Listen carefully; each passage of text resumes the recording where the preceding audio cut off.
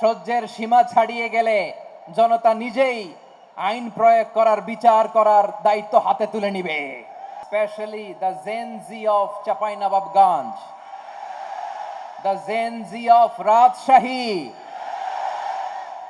তোমরা দেখিয়ে দিয়েছ কিভাবে কিভাবে জালিমকে শায়েস্তা করতে হয়।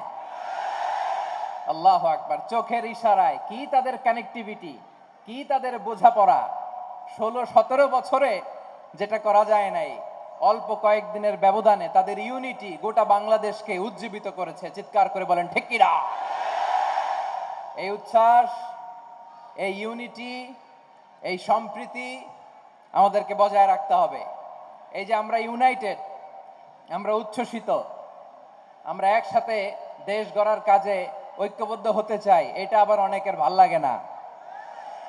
ঠিক কিনা বলেন? আমাদের সুখ অনেকের ভালো লাগে না।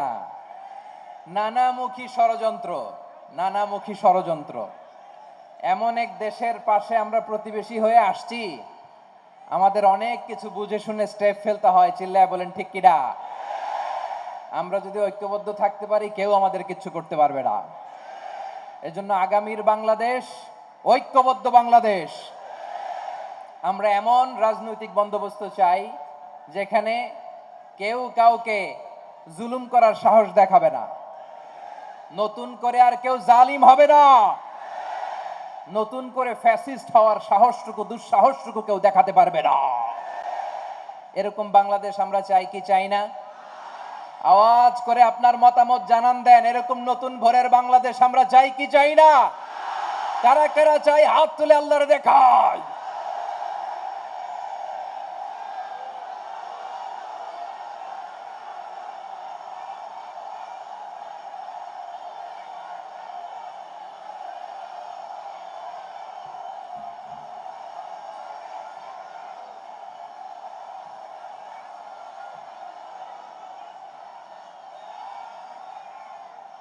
মাশাআল্লাহ, মাশাআল্লাহ। বসুন বসুন আমার চাঁপাইনবাবগঞ্জের ভাইয়েরা।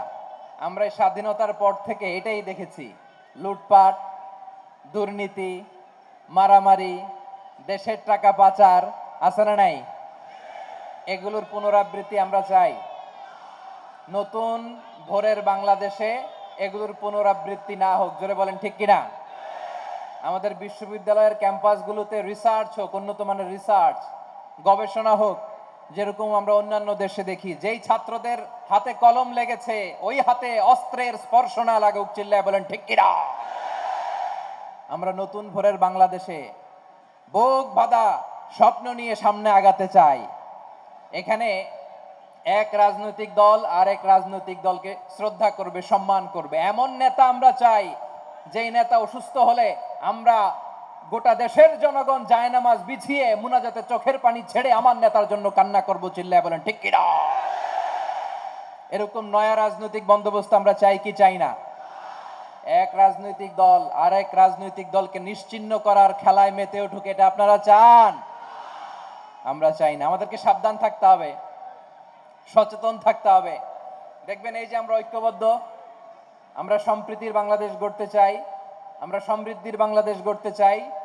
নানা ধরনের চক্রান্ত। রিসেন্টলি দেখবেন এই শান্ত শিষ্ট ইসলাম প্রিয় শান্তিপ্রিয় মুসলিমদেরকে উস্কানি দেয়া হচ্ছে, উত্তেজিত করার জন্য আমার নবীকে গালি দেয়া হচ্ছে। আরশের অধিপতি আল্লাহ রাব্বুল ইজ্জাতের নামে এমন অশ্লীল শব্দ ব্যবহার করা হচ্ছে যেগুলো মুখে তোলা আমাদের পক্ষে সম্ভব না। প্রিয় ভাইয়েরা, আমরা আজকের এই চাঁপাইনবাবগঞ্জের বিশাল ঐতিহাসিক তাফসীরুল কোরআনের প্রোগ্রাম থেকে এই এন্টিরিম গভর্নমেন্টের কাছে বিনীত আবেদন জানাতে চাই, আপনারা শান্তিপ্রিয় মুসলিম জনতার ধৈর্যের পরীক্ষা নেবেন না। ধৈর্যের পরীক্ষা আপনারা নেবেন না। সহ্যের সীমা ছাড়িয়ে গেলে জনতা নিজেই আইন প্রয়োগ করার, বিচার করার দায়িত্ব হাতে তুলে নিবে।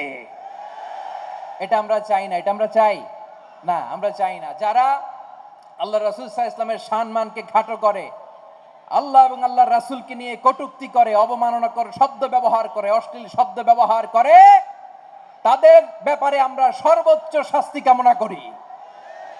সর্বোচ্চ শাস্তি তাদের জন্য বাস্তবায়ন করতে হবে। বাংলাদেশে ব্লাসফেমি আইন করে। চিল্লায় বলেন ঠিক কিনা? তা না হলে জনগণ যদি বিচার হাতে তুলে নেয়, এই বিশাল জনস্রোতকে থামানো সম্ভব না। আমরা শান্তি চাই কি চাই না, আওয়াজ করে বলেন।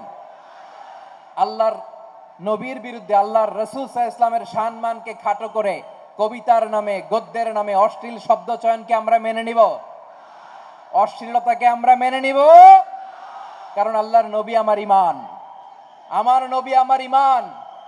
নবীকে ভালোবাসা ঈমানের অংশ শুধু এতটুকু নয়, আমার নবীর ভালোবাসাটাই হচ্ছে ঈমান। চিল্লায় বলো ঠিক কিনা?